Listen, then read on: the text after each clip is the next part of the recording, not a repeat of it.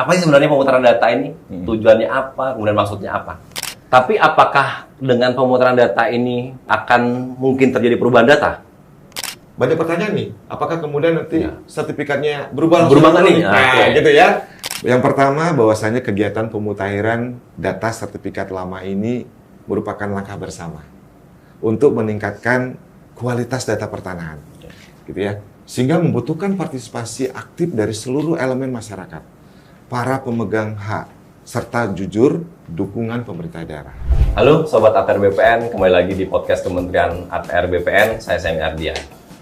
Sebagaimana yang sudah kita ketahui bersama, Kementerian ATR BPN saat ini sedang gencar mengkampanyekan terkait dengan pemutaran data sertifikat, di mana memang tujuan dari pemutaran data ini adalah untuk memberikan kepastian hukum dan memastikan bahwa bidang tanah masyarakat ini benar-benar aman. Ya, tetapi masih banyak definisi yang berbeda-beda yang diterima oleh masyarakat terkait dengan kegiatan pemutaran data ini. Itulah sebabnya pada siang hari ini kami mengundang Direktur Tematik, ada Bli Agus Apriawan di sebelah saya. Beliau ini Direktur Tematik. Jadi memang beliau yang bertugas untuk mengawal terkait dengan pelaksanaan pemutaran data di Kementerian ATR BPN. Selamat siang, Bli. Siang. Jadi Bli, saya minta tolong Bli menyampaikan terkait dengan apa sih sebenarnya pemutaran data ini, tujuannya apa, kemudian maksudnya apa. Ya, gitu Bli. Oke, terima kasih ya Sam, undangannya ini luar biasa ya di podcast Kementerian ATR BPN. Jadi memang belakangan ini banyak sekali mungkin pertanyaan-pertanyaan, perbedaan pemahaman gitu ya di masyarakat terkait dengan apa sih kemudian kegiatan pemutakhiran data digital terhadap sertifikat lama gitu ya, Sam ya. Nah, pemutakhiran data terhadap sertifikat lama ini adalah sebenarnya proses gitu ya, proses penyelarasan dan penyesuaian sebenarnya gitu ya, memperbarui atau mendigitalisasi data sertifikat lama. Untuk apa? Agar sesuai dengan kondisi terkini gitu ya. Baik itu dari sisi data fisik gitu, baik itu letak, bentuk, luas dan geometri bidang tanahnya maupun data yuridisnya gitu ya, seperti itu. Nah, kenapa kemudian ini dilakukan oleh kementerian? Ini dilakukan dalam rangka tadi untuk membuat data kita, data pertanahan ini menjadi data yang valid, data yang akurat dan akuntabel sebenarnya dalam sisi pengamanan data digital. Gitu saya, gitu ya. Tapi apakah dengan pemutaran data ini akan mungkin terjadi perubahan data? Secara prinsip tidak, saya. Secara tidak. prinsip tidak ada perubahan data, gitu ya.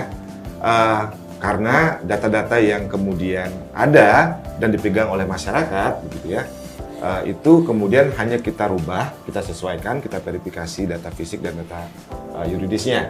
Tetapi kemudian ada case-case tertentu yang kemudian bisa terjadi perubahan. Misalkan contohnya, yang berubah apa aja nih? Nah, berubah ya. Misalkan data sertifikat yang produk lama, produk dari PP 1061 yang masih bola dunia nih. Di situ tidak ada data gambar spasialnya. Tidak ada data spasialnya. Tidak ada data spasialnya SU-nya. Nah, itu pada saat kemudian dilakukan pemutakhiran oleh masyarakat selaku pemegang hak, nah itu perlu dilakukan mekanisme pengukuran sehingga tidak berubah sebenarnya, tetapi menambahkan yang tadinya hanya data yuridis yang kemudian ada di sertifikat, sekarang ditambahkan dilengkapi dengan data spasialnya atau data gambar bidang tanahnya. Nah, seperti itu. Ya, clear. Nah, kemudian Bli, misalnya saya punya sertifikat lama, kemudian saya sudah datang ke kantor pertanahan untuk melakukan pemutaran data. Ada perubahan bentuk nggak sih antara sertifikat lama saya dengan nanti output dari kegiatan pemutaran data ini? Ya, itu kita lihat ya, karena tadi di awal saya katakan bahwasanya ini adalah penyelarasan penyesuaian. Mungkin akan terjadi seperti itu karena dulu sertifikat lama itu memang masih menggunakan metode gitu ya, metode pengukuran dan pemetaan yang belum menggunakan teknologi terkini gitu ya. Nah, sekarang dengan teknologi terkini begitu, dengan adanya penyiapan foto udara tegak sebagai base map kita, sebagai peta dasar, nah kita sesuaikan apakah kemudian bidang tanah yang dulu dilakukan pengukuran disesuaikan dengan base map-nya, peta dasarnya, kita sesuaikan saja bentuk dan sebagainya. Tetapi kemungkinan besar tidak akan merubah luasan, gitu ya. Begitu. Berarti memang ini untuk dalam kepentingan mengupdate data di Kementerian ATR BPN ya, Bu ya? Ya. Jadi saya izin sekedar informasi gitu ya kepada masyarakat bahwasanya Kementerian ATR ini gitu ya sudah menerbitkan 97 juta 97 bidang tanah. 97 bidang tanah yang sudah bersertifikat ya. Yang sudah dilakukan pemutakhiran, baik itu yang dilakukan oleh masyarakat Berapa? atas inisiatif gitu ya, ataupun memang program-program kegiatan kita baru 7 juta. Dari 97 juta? Dari 97 juta. Sehingga kemudian yang menjadi pekerjaan besar bersama kita ini gitu ya, itu adalah menyelesaikan yang 90 juta tadi. Untuk apa? Untuk mensegerakan data-data bidang tanah yang kita miliki gitu ya, itu kemudian masuk dalam sistem data pertanahan digital kita. Tujuannya apa? Karena kita itu masuk dalam jaringan informasi geospasial nasional dari 42 kementerian lembaga. Yang menghasilkan data spasial? Ya, untuk apa? Untuk mendukung kebijakan satu peta dan kebijakan satu data. Nah, itu kenapa kemudian pemutakhiran data digital untuk sertifikat lama ini sehingga masuk dalam database data digital kita ini sangat penting. Gitu Sam ya? Ya. Nah, tadi kan beliau sudah menyampaikan nih manfaatnya dan tujuannya sebenarnya kegiatan pemutakhiran ini. Misalnya saya warga masyarakat, saya punya sertifikat lama. Apa sih yang harus saya siapkan untuk saya memutahirkan data di BPN itu apa? Apa aja yang kita siapkan? Jadi Bapak Ibu masyarakat gitu ya, Sam ya. Yang tadi yang saya sebutkan. Yang pertama adalah niat.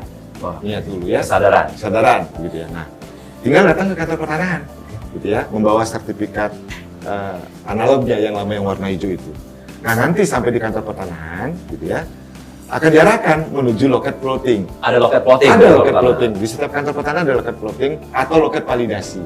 Namanya loket plotting atau loket validasi. Untuk mengajukan kegiatan pemutakhiran data. Itu yang pertama.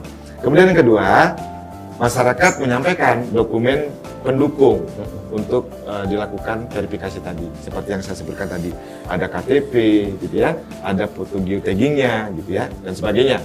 Nah, kalau misalkan dari hasil plotting yang dilakukan oleh teman-teman petugas kantor pertanahan, ternyata bidang tanahnya belum terpetakan di dalam peta pendaftaran tanah kita yang berbentuk digital, berarti pemetaannya dilakukan berdasarkan data spasial pada surat ukurnya atau pada titik koordinat geotagging tadi, gitu ya. Diketemukan di situ, kita plotting. Nah, apabila nanti hasil plottingnya ternyata sertifikat yang dibawa itu, yang dibawa masyarakat, belum memiliki NIB, nomor identifikasi bidang, kita berikan NIB-nya langsung. Kita berikan NIB-nya langsung. Karena ini nomor unik nih, ya, karena satu bidang hanya memiliki satu NIB. Nah, yang terakhir, apabila ini sudah selesai, validasi data ini selesai, baik data spasial maupun data yuridis, selesai, nanti oleh teman-teman petugas kantor, itu akan diberikan stempel. Iya, di sertifikat lama, gitu ya, di stempel, dicap, gitu ya, di SU dan buku tanahnya sebagai bukti bahwasanya telah disesuaikan data antara data analog yang dibawa dengan data digitalnya. Gitu. Atau dengan kata lain ini sudah dimutakhirkan nih? Sudah dimutakhirkan. Kalau sudah di stempel berarti sudah dimutakhirkan. Gitu. Nah, terus saya bisa tahu bahwa bidang tanah saya sudah terplotting atau belum gimana? Caranya? Kita sudah menyiapkan sebenarnya kanal-kanal portal untuk publikasi, gitu ya. Karena kalau kita bicara tentang penyelenggaraan informasi geospasial tematik, ada unit penyebar luasan di situ, gitu ya, melalui publikasi. Masyarakat bisa mengaksesnya. Di mana? Melalui aplikasi Sentuh Tanahku. Aplikasi Sentuh Tanahku. Bisa di-download? Bisa, gitu ya. Kemudian bisa melakukan atau dicek di geoportalbumi.atr.go.id, atrbpn.go.id, ya. Tinggal dicek, gitu ya di situ. Itu gratis kok. Semua bisa, masyarakat semua bisa melakukan unduh dari aplikasi itu, kemudian melakukan melihat apa sih isi dari aplikasi itu. Dan yang paling penting, Sam, di aplikasi Sentuh Tanahku dalam rangka mendukung kegiatan sertifikat elektronik, di situ sudah disiapkan sebenarnya berangkas elektronik. Jadi masyarakat nggak perlu lagi, gitu ya, pegang-megang sertifikat analog ini. Kalau sudah dimutakhirkan dan menjadi sertifikat elektronik, nggak butuh lagi lemari penyimpanan sebenarnya. Karena di aplikasi Sentuh Tanahku sudah disiapkan berangkas elektronik. Jadi semua ada di belakang. Lebih aman. Semua lebih aman. Gitu, Sam. Oke. Iya. Luar biasa. Nah, gitu ya Sam. Jadi nanti setelah masyarakat datang ke kantor untuk melakukan pemutakhiran, artinya menyesuaikan dan memutakhirkan datanya, banyak pertanyaan nih, apakah kemudian nanti sertifikatnya berubah Berubah nih? Nah, gitu ya. Nah, tidak, gitu ya. Kecuali masyarakat menginginkan pada saat itu dilakukan proses alih media. Namanya alih media, mengalih mediakan dari sertifikat analog itu menjadi sertifikat elektronik. Ini suatu proses yang berbeda. Proses berbeda. Gitu Antara pemutakhiran data dengan alih media itu beda. Beda ya. Atau kemudian nantinya sama, kalau misalkan masyarakat datang ke kantor untuk melakukan permohonan pelayanan atau menggunakan layanan kita, prosesnya dimutakhirkan dulu, nanti kemudian dialih mediakan, kemudian proses dari pelayanan yang diinginkan, nanti ujungnya terbit sertifikat elektronik gitu. Tapi sebenarnya kalau udah elektronik lebih manfaatnya lebih banyak loh buat masyarakat. Sangat gitu ya. Seperti yang saya sampaikan tadi, gitu ya. Bahwasannya lebih aman, kemudian cara mendeteksinya itu lebih fleksibel, bisa di mana saja gitu ya. Dan keamanan dari dokumen itu juga tidak akan khawatir nanti kena bencana, kena banjir, dicuri orang, hilang dan sebagainya karena sudah tersimpan dalam berkas elektronik. Karena memang kan Kementerian ATR BPN sedang mengembangkan menambah jumlah layanan yang bisa dilakukan secara elektronik ya, Iya. yang tidak perlu masyarakat datang ke kantor pertanahan. Iya. Jadi harusnya ya sekalian prosesnya, jadi nggak ada ruginya karena akan banyak manfaatnya kalau udah jadi. Sangat banyak, benar saya gitu ya. Jadi harapannya adalah masyarakat bisa memahami bahwasanya itu prosesnya sekaligus sampai diterbit sertifikat elektronik. Itu akan lebih baik, gitu ya. Oke, ini Beli. Yang jadi pertanyaan saya, tadi Beli sampaikan total bidang tanah bersertifikat ada 97 juta. Ya. Sedangkan yang sudah termutakhirkan itu baru 7 juta. Ya. Apa sih usaha dari kementerian untuk mau lebih memasifkan ini sehingga proses ini bisa lebih cepat? PR-nya 90 juta loh ini. Iya, benar. Gimana caranya, Beli? Oke. Jadi seperti yang saya katakan, ini bukan pekerjaan sendiri gitu ya, tapi ini adalah pekerjaan bersama. Baik itu dari pemerintah daerah, elemen masyarakat. Tapi tetap harus berkoordinasi harus ya. berkoordinasi. Yang penting adalah bagaimana kementerian kita mensosialisasikan sebenarnya bahwasannya ini menjadi penting gitu ya. Nah, yang kedua, kita sebenarnya banyak sekali kegiatan-kegiatan sudah dilakukan kementerian gitu ya. Nah, ada kegiatan yang dari dulu sebenarnya dilakukan yaitu kegiatan PTSL terintegrasi. Pendaftaran tanah sistematis lengkap terintegrasi. Nah, kenapa terintegrasi?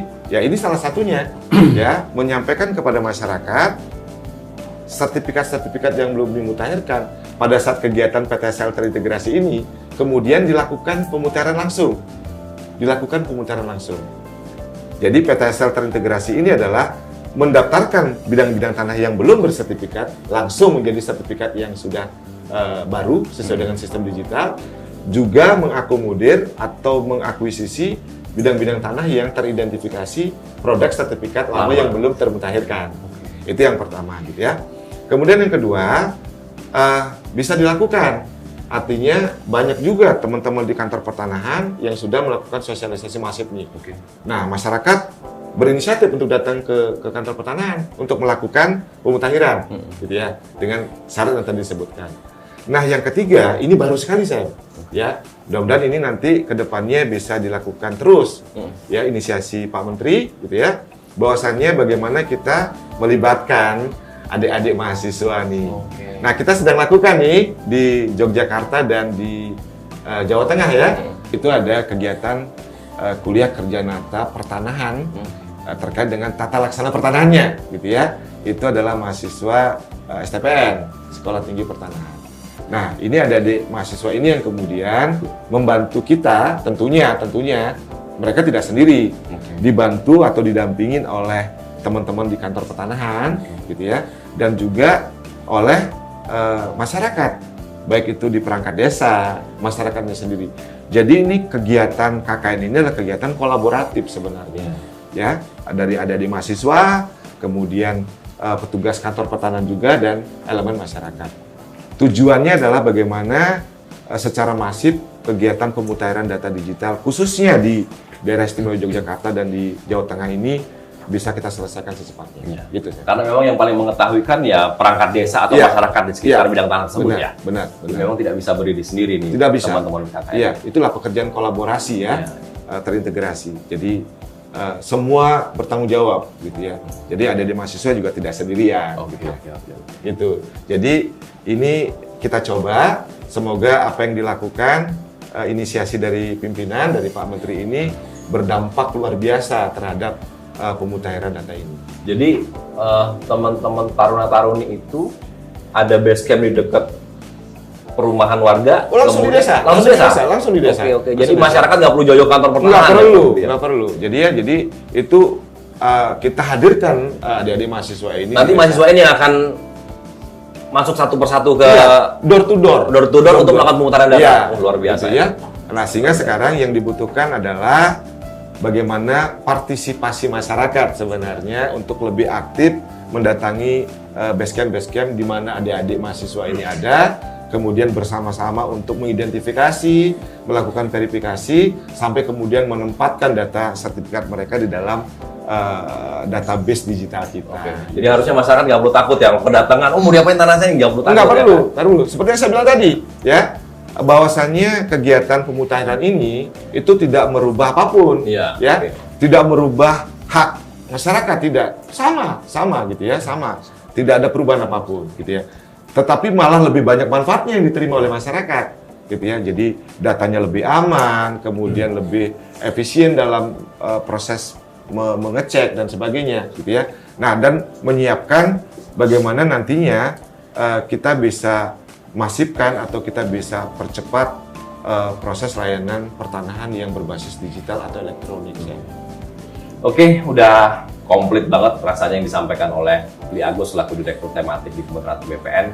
Mungkin closing statement, Bli, ya, terkait dengan kegiatan pemutaran data ini yang perlu Bli sampaikan kepada sobat-sobat ATR BPN, para penonton podcast Kementerian ATR BPN-nya apa? Oke, silakan. Ya, Sam. Jadi ini sobat-sobat Kementerian ATR BPN gitu ya. Yang pertama, bahwasanya kegiatan pemutahiran data sertifikat lama ini merupakan langkah bersama untuk meningkatkan kualitas data pertanahan, gitu ya, sehingga membutuhkan partisipasi aktif dari seluruh elemen masyarakat, para pemegang hak, serta jujur dukungan pemerintah daerah. Kegiatan pemutahiran data ini, gitu ya, sebenarnya adalah bagaimana negara hadir, khususnya Kementerian ATR, hadir untuk memberikan jaminan kepastian dan perlindungan hukum. Terhadap apa? Terhadap hak atas tanah, sekaligus memperkuat sistem administrasi pertanahan yang akurat dan terpercaya. Nah, di samping itu, upaya ini juga menjadi salah satu bagian pencegahan tindak pidana kejahatan pertanahan. Gitu ya, seperti pemalsuan, tumpang tindih hak, dan sebagainya. Nah, keterlibatan masyarakat ini sangat dibutuhkan, bahwasanya pencegahan tidak bisa sendiri, tapi kita cegah bersama-sama. Nah, yang terakhir adalah kegiatan ini untuk mendukung implementasi kebijakan satu peta, satu data Indonesia dalam berbagai data tentunya. Nah, saya menghimbau, yuk kita bersama-sama ikut serta melakukan pemutaran ini guna meningkatkan kualitas data dan menjamin kepastian hukum untuk hari ini dan masa depan. Luar biasa, gitu ya. Terima kasih, Bu Agus. Jadi ya, para sobat ATR BPN, kita tadi udah sama-sama menyimak apa yang disampaikan oleh Pak Direktur Tematik, ini Bli Agus kalau saya manggilnya. Jadi memang nggak usah khawatir para sobat ATR BPN untuk melakukan pemutaran data. Karena apa?